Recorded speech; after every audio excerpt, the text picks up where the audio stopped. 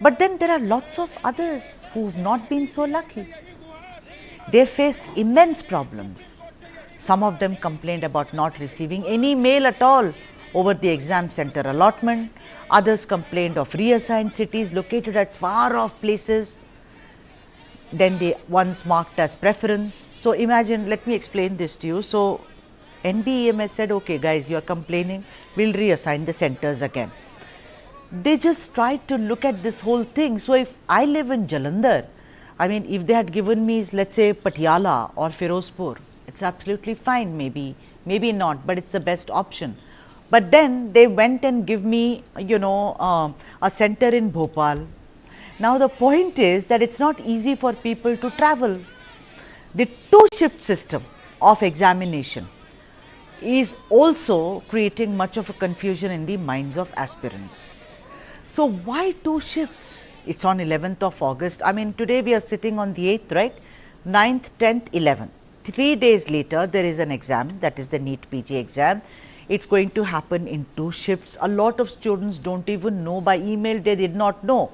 And let me tell you, today the hall ticket has been distributed. They have their hall ticket in their hands.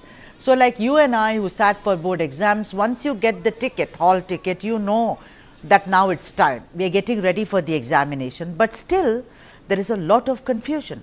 I am asking you, has NEET become a bane for many? Why is it that each time there is some problem or the other? Let's debate.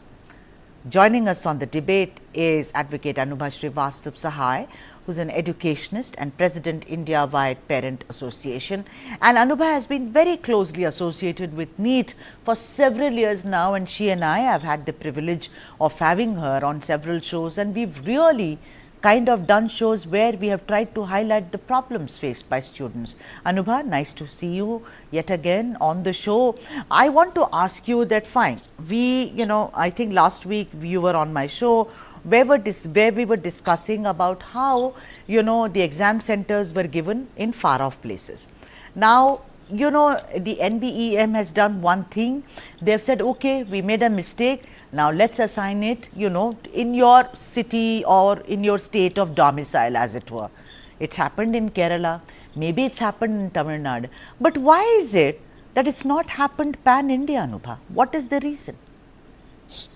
Thank you, Sudhaji, for having me on this show. As always, India had Newsline always takes this matter, education matter, very seriously and highlights it. See, as far as NEET matter is concerned, we have seen what has happened with NEET UG aspirants. Now these NEET-PG aspirants are also now being targeted, and they are suffering because of the mismanagement by the authorities, examination conducting body. Initially, the exam was supposed to be held in the month of May, then it was postponed to June, then July, I think it was postponed to July, then again it was preponed to June, and now again it was postponed to August. But the students were happy with the decision by the authorities when they rescheduled the exam, but they were not aware that the examination centers are going to be in some other state. They'll have to travel almost for 1,000 kilometers, 600 kilometers to appear for these exams. So that's why these students, aspirants are on road. They are protesting, not on road, but in social media, everywhere they are raising voice. And they are not demanding any kind of postponement. What they are demanding since many days is that the examination center should be allocated in the nearby center, nearby city or town, wherever they are living, wherever they are staying, which is not happening. And the government has given relief only to some states, I think Kerala and yes, Tamil Nadu. I don't know in how many other states the students got relief. So this is totally discrimination, because students from, I got to know from one state, Patna, has got center in Maharashtra, from a student in Tamil Nadu has got center in some other state. So how these students and aspirants are going to travel, commute? The government is not making any arrangement also for travel. Very true. Yeah, and because they have postponed it time and again, Yes. this is the third time, if I am not Third wrong. time. Yeah, and Right, right. They have I rescheduled. spoke to a lot of doctors, and they said, listen, No one is giving us, we already earn very less money. On top of that, I book my ticket to, let's say, Bhopal, I look for accommodation, then I have to cancel all that because the exam has been postponed. Who's going to bear it for us? It's, I mean, let the government do it. NBEMS, let it take the thing, but NBEMS says, this is the best we can. We can't, you know, I was reading their statement, you know, Anubha, and I was shocked. It's like they are doing us a favor. I mean, the students a favor. They are saying, we can't take the wishes of everyone. We can only do this much. I mean, come on. It's not some personal kind of college or fiefdom of yours. You know, you are responsible for an all India examination. There is such, listen, Anubha, I am going to now really stick my neck out. I think it is sheer arrogance. It's like they are doing this. Yeah, it's arrogance. It's arrogance. Ye kya hoga?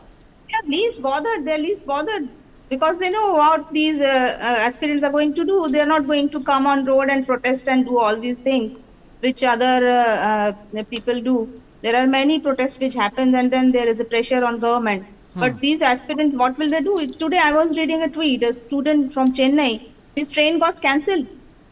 So how will he appear for exam? Again he will have to reappear in next year.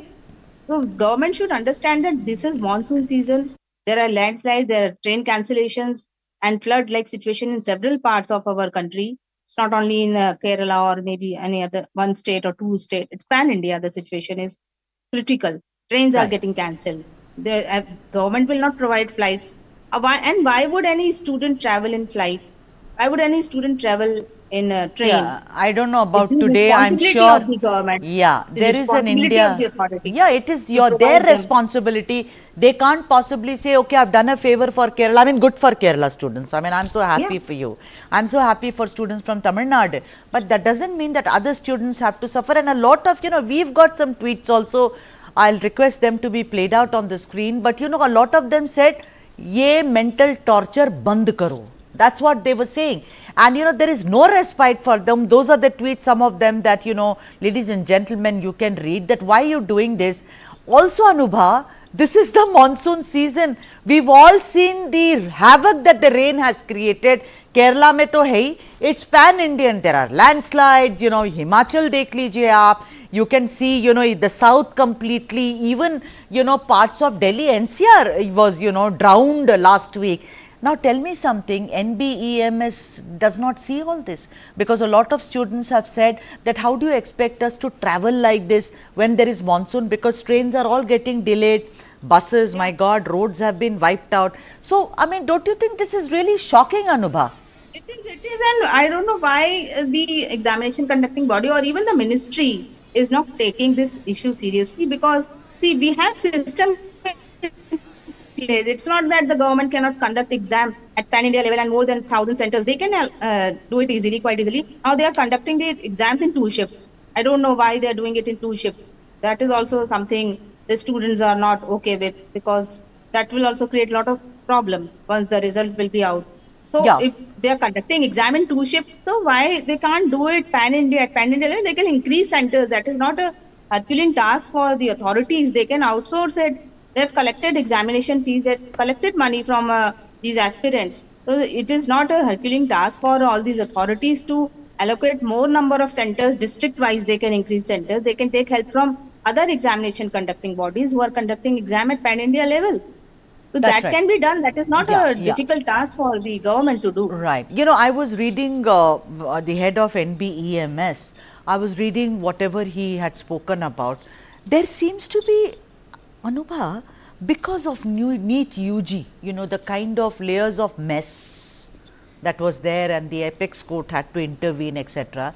The word which keeps recurring in that is safety of students. We don't want to. So it seems like because they don't want a repeat of the UG thing, that's why they are being extremely careful with this. Again, paranoia. Because these are already doctors, for God's sake, you know. They are not first timers ki 12वीं deke baith gaye abhi. Not that those kids are also great, you know, salute to them. But I am saying these are doctors. Qualified, these are qualified students. They have cleared MBBS.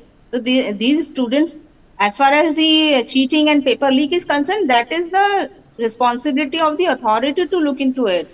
They can find out several ways to tackle this issue, but this is not the way. They cannot do this way, that by harassing students, they are conducting exam in such a way that they are not allotting centers. They're not giving centers at a nearby location. This is how is it going to help? If I have to give an exam at my nearby location, and if I have been given a center which is 1,000 kilometers away from my hometown, how is it going to help? How will they guarantee that there will not be any paper leak or there will not be any malpractice during the exam?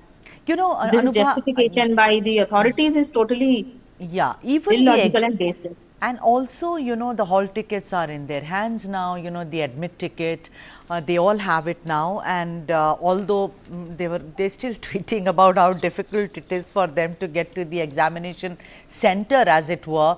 You know, I just want to ask you that what is this 2-shift wala exam? You know, afternoon, when I was young, there used to be an evening college where students used to come, and there was a day college. I went to a day college.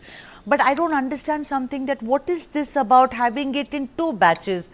Again, they are saying for safety. Whose safety? Safety. What safety? I don't know what safety they are talking about. Yeah. In 2 shifts, what is the guarantee that in 2 shifts also paper leak or some malpractice will not happen? It happened with JEE also. JEE is a pan-India exam. It happens. It happened in JEE. In JEE exam also, same thing happened. In I think I remember this year in CA exam also some malpractice happened this year. Right. So how can they guarantee? How can they guarantee that if they will conduct exam in 2 shifts, then there will be no paper leak, there will be no malpractice? Yeah. Also, How can Anubha, I assure? also want to ask you that some students are saying that the papers will be different for shift A and shift Yes. B. Is that right? Yeah, that is what they are going to do. But this is again going to create a lot of problem once the results are out, because True. they are saying that normalization process will be adopted. If normalization will be adopted based on 2 shifts, then I think this is not going to help all these aspirants who have already qualified an exam. They are MBBS graduate, and conducting exam in 2 shifts will definitely create lot of confusion, lot of chaos once the results are out. These students will again protest. Once the I'm result sure. will be out, I'm Yeah. telling you, take it in writing. Again, these students will be left with no other choice but to again protest. And once the result will be out in few days, already they are suffering a lot. Those students from Kerala and one more state got relief, whereas students from other states could not got relief. So there is no parity. There's a disparity among aspirants. Which as is far going as to, this exam because is much concerned. like NEET-UG, where again parity was also a question, because some students from Meghalaya spoke about no grace time, no grace marks, whereas other was given. I think NEET-UG, once again NBEMS, there will be huge protest. Anubha, what is the way out? Why is it? I know that in our country we are all psychologically brainwashed, you know, कि doctor बनना चाहिए, doctor बन जाओ, you know, पूरी जिंदगी बैठ के ऐश करना, because बीमार तो लोगों को होना ही है, this kind of mindset. But because of that, look at the desperation. I mean, what is the way out? Who should be conducting these exams? I mean, NTA has failed miserably. Whoever says they have. Now with this, and now with NBEBS, what is the way out, Anubha? Considering you keep the government is not. See, we have been always supporting government for the pan-India exam, one nation, one exam, which is NEET. Earlier, it was not so. The state government used to conduct exam, and the reason was that the exams were not held in a fair manner. That's why the pan-India, one nation, one exam is now being held, so that students will not face problems. But in spite of having one nation, one exam pattern, now also students are facing problems. Students from 1 or 2 states are getting benefit, whereas students from other states are left out. So if the government is not able to conduct pan-India exam, a one nation, one exam in a proper way, be it NEET or any other exam, then definitely the government will have to take a call that if they're not in a position to hold such exam in a fair manner or without any mismanagement, and state government should be given authority, should be given power to hold such exams under surveillance. And so that will definitely help aspirants from one particular state. They'll not have to travel so much to from one state to other. All right. Because this will will keep on increasing. this year 25 lakh, around 25 lakh NEET-PG aspirants have appeared for exam.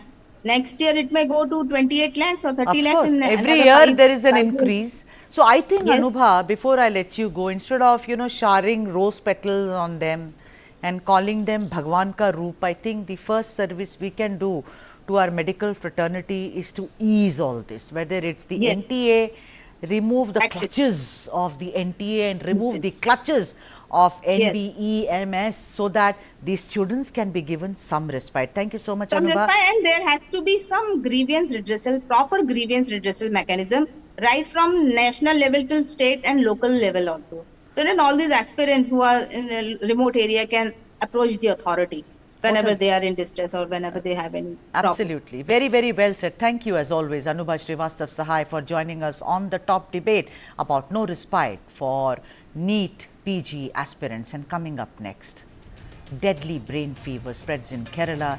There's been a death and 7 cases reported. Government orders a study to determine what is the cause of the spread.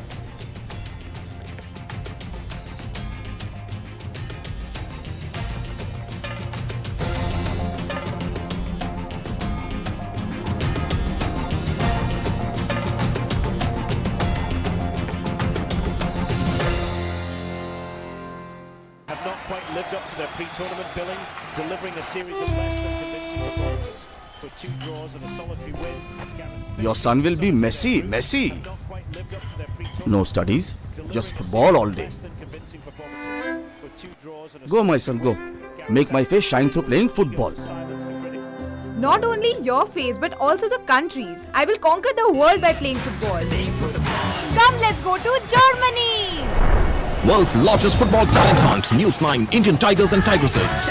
In association with DFB Pokal, Bundesliga, BVB and India Football Center. Train and play matches in Europe. Register now and fly to Germany. IndianTigersandTigresses.com. Big fan of Ian Bell, watching him very classy in all formats. I find Durban quite a challenge, which is still an enjoyable one. You're not allowed to bowl a bouncer, so that tells you that they want to see runs on the board. बड़े अच्छे tours किए हैं, बड़ी अच्छी यादें हैं हर जगह की, जहाँ मैंने पर्सनली क्रिकेट को बहुत एंजॉय किया है. ऑस्ट्रेलिया एंड इंडिया में बहुत ज़्यादा एंजॉय किया. I love playing again England and India, and they were both very different challenges. Up close and personal with legendary cricketers like never before. Icons of the pitch. This and more. Streaming on News 9 Plus. News is now content. Subscribe and get free vouchers. So I'm Payal Nath, the CEO and director of Kadam Heart.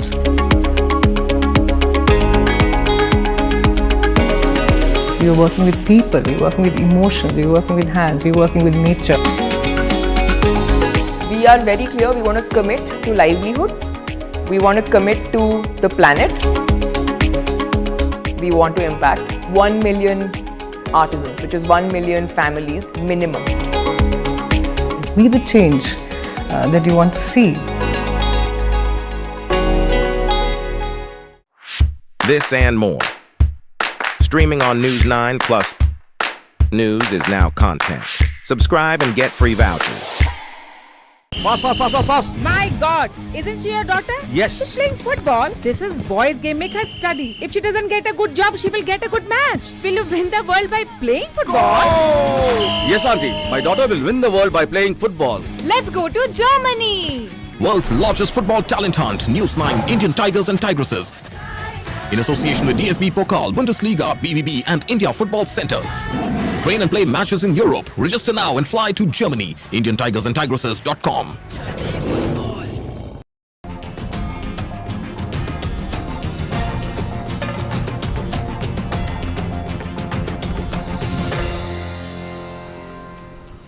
All right, our second topic in this show, the South Indian, is this: the deadly brain fever in Kerala. A very, very important topic indeed, and which involves all of us, people oriented. It's always our intent to see that we do more and more, stories which involve all of us. And it is certainly not our intent to create panic. But Kerala is in the grip again, and this time of a brain fever which is medically defined as amoebic meningoencephalitis, a rare but lethal central nervous system infection which is caused by free living amoeba in freshwater lakes and rivers. 7 people in Thiruvananthapuram have tested positive for the infection, but let me also add that this fever is not contagious. That's the good news. A lot of people, there are a lot of rumors which swirl around any kind of an infection. I know where that is coming from. We've all gone through COVID. So a slight fever and we all start imagining, and there is, presuming. So it's not contagious. Although the fever is supposed to have a very high mortality rate, a 4-year-old child was treated successfully and discharged from the Baby Memorial Hospital in Kozhikode. That's hope. The typical symptoms of this fever obviously includes very high fever, severe headaches, diarrhea, nausea, and one would think, okay, but those are symptoms one presents oneself with even in a normal viral fever. But then many doctors say that it's when the patient experiences difficulty in turning the neck that is supposedly the one differentiating factor. Is it? We've got a doctor and he'll tell us. Now, Kerala Health Minister Veena George has now formed a medical board to study the brain fever to ascertain that the spread is minimal. So, does one pick up the fever from ponds, or is it any contaminated water? Let's listen into what Veena George says and then we'll go to the guest. Yes, from January till date, 15 cases of amoebic meningoencephalitis were reported in the state, and out of which 5 deaths were reported. And we could discharge 2 kids, and now we have 9 active cases, and they are under treatment. And 7 cases were reported in Thiruvananthapuram, and the first case was reported came to medical college on 21st, and that patient passed away on 23rd. And we have now 6 cases under treatment in medical college, and also we suspect 2 more cases. They are also admitted in medical college. So we don't have a SOP in the country for amoebic meningoencephalitis because this is a very rare disease. Globally, it is a very rare disease. So Kerala has developed a special SOP for treatment of amoebic meningoencephalitis patients. And though this disease does not have a particular medicine, miltefosine is given to the patients. All right, time to get a doctor in who can explain what it is. Is it fatal? I have already told you it's not contagious, but is it? Let's leave it to Dr. Sulfi Nuhu, National Coordinator, Social Media Wing and Member, Central Working Committee of IMA. Dr. Nuhu, so good to see you yet again on my show. Yeah, yes. Yeah, yeah. Dr. Nuhu, hi. Dr. Nuhu, I was reading this and I thought to myself, meningitis, encephalitis, these things I know that much. So, tell me that what even Veena George was saying and what we've been reading about it, that it's very rare, isn't it, this fever? Yeah, it's very, very rare. Even though we have identified few cases in Kerala, altogether, globally itself, the amoebic meningoencephalitis is a very, very rare illness. As you said, it has got a very high mortality, almost 90-95% mortality is there. That's the dangerous thing to know. So we have a few cases, and we have treated on cases successfully in Kerala. Basically, I think the doctors in Kerala, and they have been directed to have a close look at any patients with features of encephalitis. That means, as you said, initially the patient will present with features of ordinary viral fever, like fever, myalgia, headache, and all those things. But then when the patient develops some features of encephalitis, like the neck rigidity, the inability to move the neck, and the pain, and sudden severe vomiting, and maybe loss of consciousness or maybe some kind of disorientation. These things are dangerous, and these are indicative of encephalitis or maybe meningitis. It's not. It is advisable to visit your doctor if there is a fever which is lasting for more than maybe 12 hours and maybe 24 hours. Right. And if there are any other symptoms, you have to definitely seek treatment. Doctor, let's talk about ponds, because in most of the cases, I mean, in Thiruvananthapuram, which happened, apparently a bunch of friends went to swim in a pond. Now, Kerala, a lot of people swim in ponds. So, do they in West Bengal? Maybe in many other parts. I mean, I know about Kerala, I know about Tamil Nadu, I know about West Bengal, because you just jump into these ponds, you bathe, you fish, you come back home. That tradition carries on, and even people who live on the banks of the Ganges, I am not talking about river, but little ponds, they do bathe. What is with the ponds and this fever, doctor? Yes, actually, this amoeba is seen in almost in a lot of ponds, actually, a lot of ponds and other water containing places. But then basically it settles down at the lower part of the ponds. So it's we used to swim and a lot of people used to go to the pond and they do all those things, but then they never caught this thing. But now I think probably the amoebic meningoencephalitis causing amoeba has become more virulent, maybe more toxic, and they have created they are causing this infection now. The basic thing is that even though it gets settled in the bottom layer, the bottom part of the ponds, in which there is a lot of mud and all, but at sometimes the people will students and children and all, they will go to the pond and they swim and they go to the deeper layers and they go to the floor of the pond, and maybe that mud containing part is also they go to that part also. In that part, the amoeba will be there and it will go through the nose. That is interesting, and it goes through the nose. It goes to the nose and then it reaches the brain. Actually, there is probably when they swim, they go deep down and they take water. Some water will definitely enter into the nose, and then the amoeba will enter into the brain through the nostrils, and then it has the meninges, the covering of the brain that get infected, and then encephalitis also will happen, and that is the thing. Yes, please. Dr. Nuhu, so stagnant water is dangerous, as I understand it.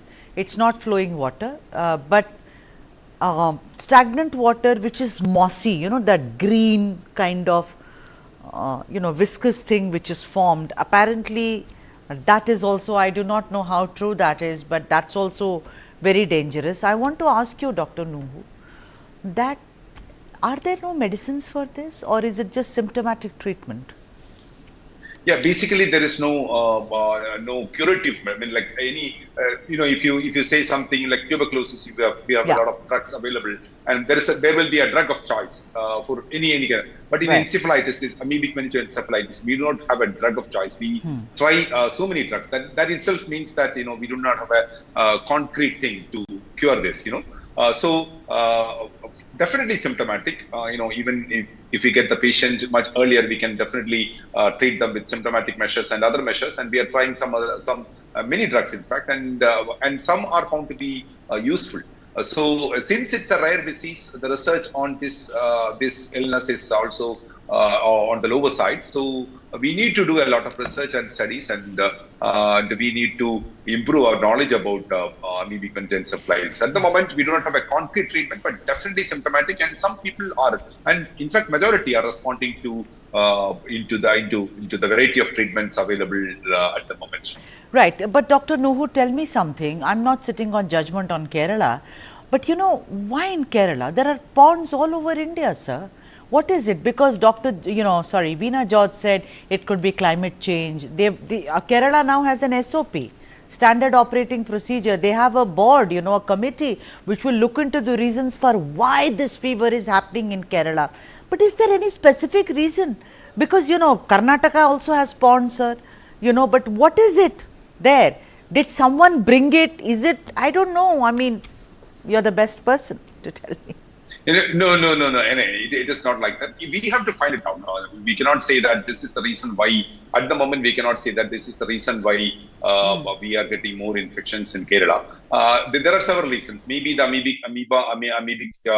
the causative organism has become more virulent in this part of the world. The climatic change may be one reason, or maybe the swimming pattern. The usage of ponds in which we may be using in a different pattern, or maybe in children's, we have a very thin layer of tissue which separates the brain and the nasal mucosa. There are several reasons. So, but in Kerala, we need to. That is what we are trying to find out. We need to have a detailed study on amoebic meningoencephalitis and find out whether there is any other special reason for Kerala getting more infection.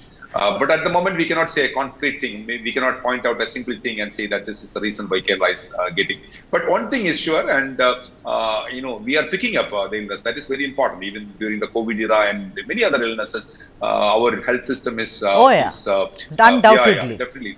Undoubtedly. I mean, there are no two ways about it. Even when it comes to testing and taking immediate action, Kerala is right on top.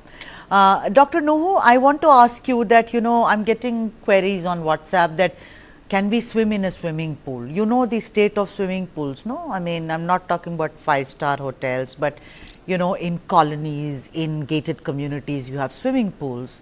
What does one do? Where do the kids go? Yes, swimming pools are relatively safe, provided they are the water in the swimming pool is chlorinated well, and they are kept in a very good condition. It's definitely okay to swim in the swimming pool. But the chlorination part and the cleaning process must happen regularly. Then there is nothing wrong in going to the swimming pool. But then the children and adults, even the adults must be advised not to take a lot of water into the nose. Some people dive; they purposefully take some water inside the nostril, not to the mouth. Inside the nostril also, they please make sure that it is not happening. But definitely, the chlorination will definitely decrease the chance of amoebic meningoencephalitis. But at the moment, there is no contraindication to go into the pools and all. But definitely we have to be careful in keep the pool very clean and tidy, and regular chlorination must also happen. No, thank you so much, Dr. Sulfi Nuhu, for joining us on this broadcast and telling us all about this scary brain fever which is spreading in Kerala. But let me tell you, the government is taking all precautions to see that they put a lid on its spread. Coming up now, next on the South Indian, Annamalai to go on a 6-month sabbatical. Will BJP replace him as TN unit chief, or has Annamalai become indispensable for Tamil Nadu BJP?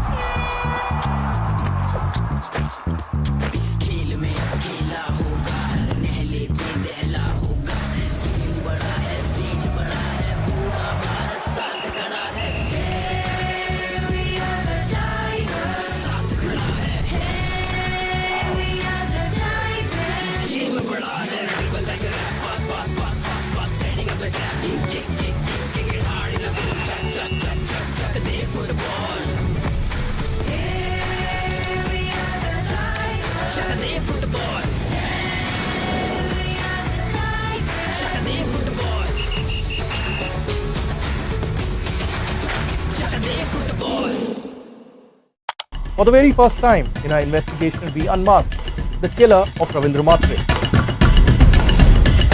In 5G, we have to stand with the world, and in 6G, we have to lead the world. Winning a Grammy was an absolutely surreal experience.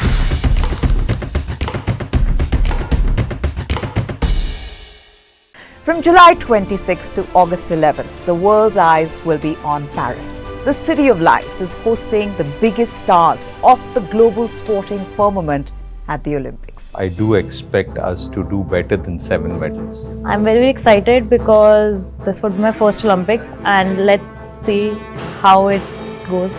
Ever since Rio 2016, It's been India's endeavor to cross double digits.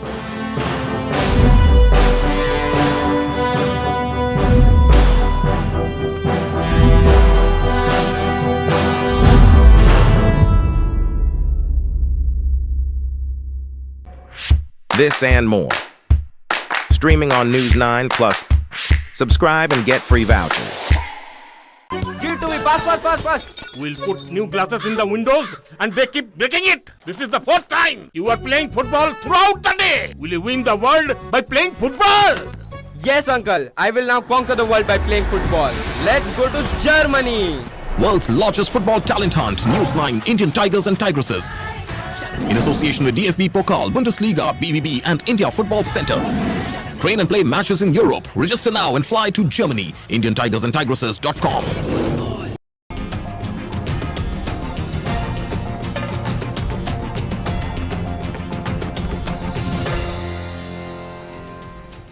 All right, that's our next story on the South Indian. Has K. Annamalai become indispensable for Tamil Nadu? Tamil Nadu BJP chief K. Annamalai is all set to leave for London on a 6-month sabbatical to pursue a course. Ever since this news and of course his defeat in the recent Lok Sabha elections from Coimbatore, there has been speculation if he shall be relieved of his position as somebody who is heading the BJP in the state. There are of course talks that either Vanati Srinivasan or Nayanar Nagendran may take over to manage Tamil Nadu, and Annamalai, who is supposed to be close to top leadership in Delhi, may be kicked upstairs. Now here is a man who revealed many wrongdoings of the ruling DMK with the DMK files. Remember, he used to reveal this almost every week. And one must say, Annamalai was responsible for the then Finance Minister PTR Madurai's job from what was his favourite ministry. Here is a man who took a long march across Tamil Nadu to highlight BJP's achievements, even as bringing to light the DMK's corruption. It was Annamalai and his statements which made the AIADMK and former Chief Minister Edappadi Palaniswamy sever ties with the BJP. In recent times, Annamalai did invite the wrath of Dr. Tamilisai Soundararajan and even the former IT head of the party, Kalyanaraman. They both said that, and they did not take his name, but did insinuate that Annamalai was speaking out of turn. But then I'm asking you, can anybody else replace Annamalai, who seemed to be a leader who put the Tamil Nadu BJP on the national map? That is, ladies and gents, a very crucial question. Although in politics nothing is impossible, but as of now, I don't think that Annamalai, although he's being pushed from all sides, will be replaced very soon. Adarsh Kunielam, political analyst, has joined us on the debate to speak more on that. Adarsh, so good to see you and having you on my show for the first time, and lovely to have you. What do you think? I mean, what do you think of the speculations of Annamalai? Of course, he's leaving for a sabbatical. He's worked very hard, like many politicians. But do you think that, he may be kicked upstairs, as in go to Delhi and assume a more irresponsible position, as it were, at a national level? Thank you for having me on the show. So, like you mentioned, this is the first time I'm on your show. So, I'm very happy to be here. So, I do not think that there's any possibility of Annamalai being moved out of the party position as such. Because as far as the Bharatiya Janata Party is concerned, they have a long-term vision. That is what has generated the present day status of the party. How the BJP had grown over the years is due to this vision. I'm sure that they have a plan for Tamil Nadu in progress, and Annamalai is a larger part of that plan. So right now he's going on a leadership course to UK that I don't think there will be a replacement during that time. Right. But nothing is really impossible, and it's not because of, like I made it clear when I first introduced him, rather the topic, that nothing is impossible, first of all, in politics. And the other thing is, others, you see, there was a kind of pushback Kalyanaraman has of course been asked to leave the party, but he was the IT head and he did come out openly and say that Annamalai speaks out of turn. Annamalai thinks it's because of him that the BJP is flourishing in Tamil Nadu. Every Karyakarta is important. Even there was talk about how Dr. Tamilisai Soundararajan said that we did badly in these elections, meaning the Lok Sabha elections, because of some people. Now the thing is, Adarsh, despite whatever, he lost elections. They said many political analysts sat there and said the only seat that the BJP will get in Tamil Nadu is from Coimbatore. But what happened? Madam, winning and losing is part of politics. So you cannot judge a leader by just one loss that he had just had. So Annamalai has got a lot of popularity in Tamil Nadu. As you know, the massive the yatra that he had undertaken, that has brought a change. Yes, I agree that there might be issues, there might be some problem with the political calculations, or let's put it, political miscalculations might have happened. But this is all the beginning of the political Tamil Nadu. And significantly, what we have to positively think is that the BJP has come out in politics. Of course, they are having some alliance in Tamil Nadu, but they are still a very significant predominant power. This is how if you take the case of South India as a whole, keeping North India aside, this is how the party had grown in Kerala. This is how the party had grown in Karnataka. In Karnataka, there was no BJP once upon a time. Look, Adarsh, wait a minute, Adarsh. You say that winning and losing is part of elections, but the BJP is one party where only winning matters. They don't fight elections to lose. It's very well known in the BJP. You got to win. They strategize enough times, and my whole point is that with so much of push from within his party, although I have said that Annamalai has willy-nilly become indispensable for Tamil Nadu BJP. Let's not make any mistakes, he has, because the way he's helped the party to gain traction in the state, and also the vote share has increased. I think it's become triple from what it was last time. But there are talks that because of what he is, because of the way he is, he may also come to Delhi. Do you think that's a possibility, Adarsh?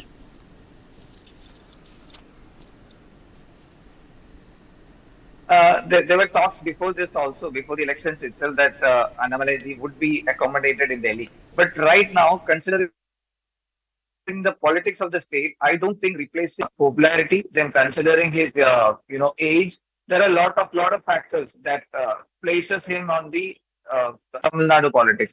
Now, like we all know that Dravidian politics is different from the other state politics. So it takes a little bit of time, but. All right, Adarsh Kunelam, thank you so much for joining us. I think there is some problem with the connection.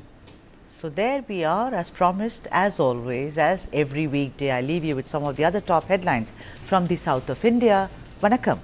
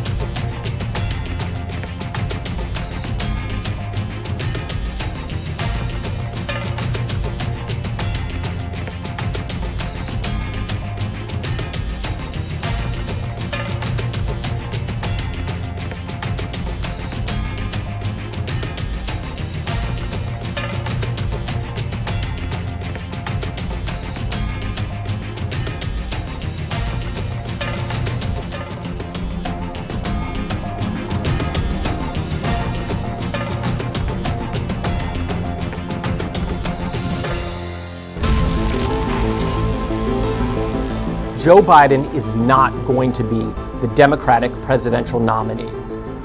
I made my choice. Kamala Harris She's experienced, she's tough, she's capable. I took on perpetrators of all kinds, predators. So hear me when I say, I know Donald Trump's type. I am the one saving democracy. He has tapped into the fear and anxiety about demographic change in the US. This polarization in the United States. Some people are even suggesting that there could be a civil war. You are this unable to solve your own domestic problems. You have no right to claim to be anybody else in the world, and we're moving into a multipolar world where the United States will not lead.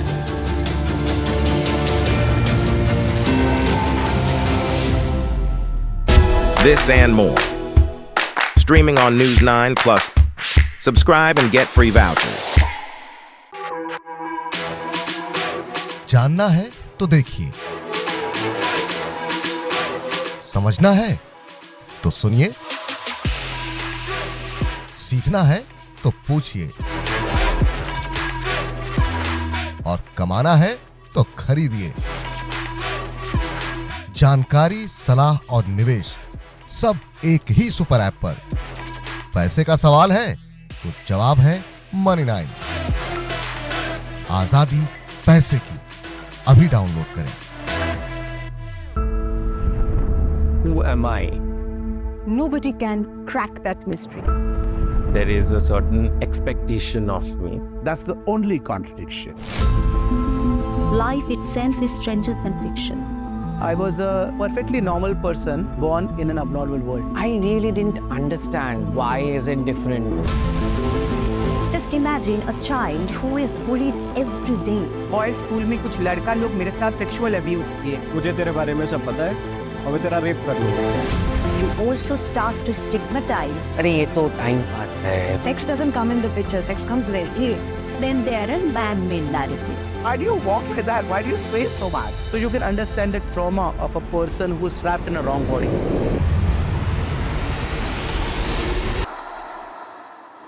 But nothing can bind light.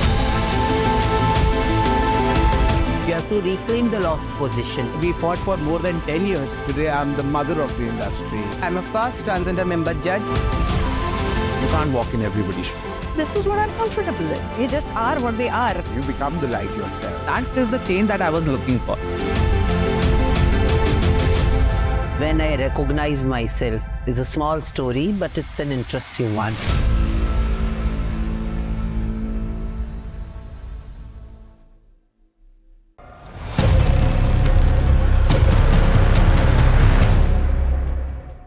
The Supreme Court has delivered a historical judgment allowing states to identify disadvantaged and vulnerable castes within the scheduled caste and scheduled tribe communities.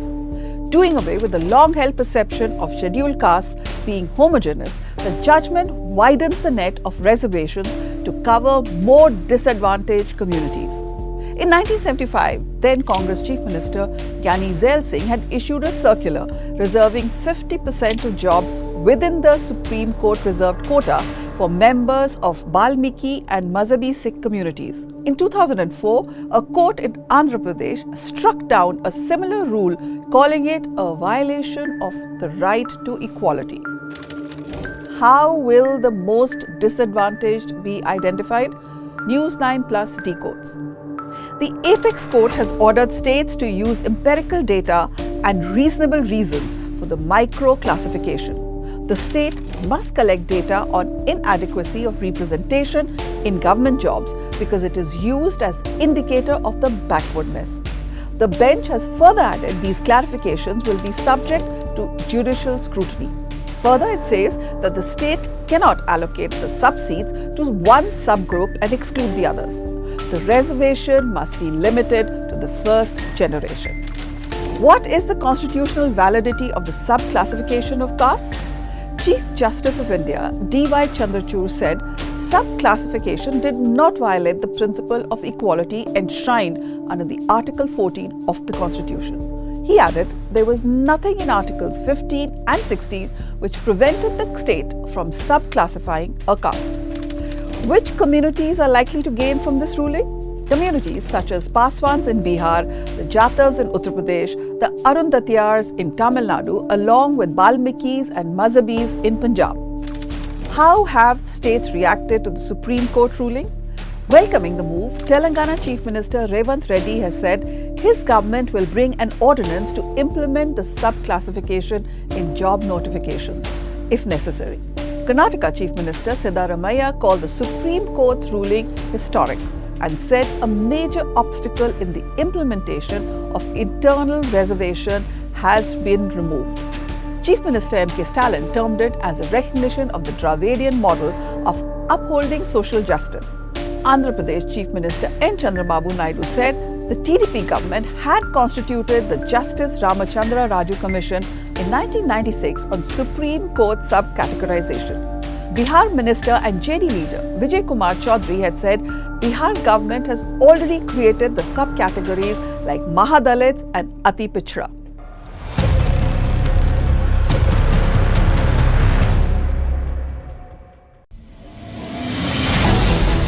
Why is the state not looking at putting an embargo on that? As a Telangana person, I will not accept. How do ordinary folks deal with this?